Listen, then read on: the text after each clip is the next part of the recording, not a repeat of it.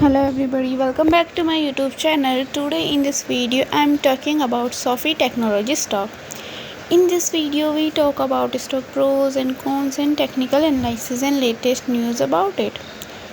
Stock is trading at 8.05 US dollar with 0.62% negative in a day.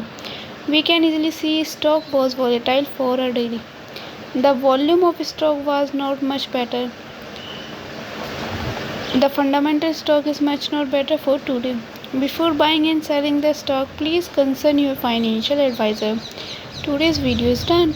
Thanks for watching. Please subscribe my YouTube channel and like the video and also comment all related queries.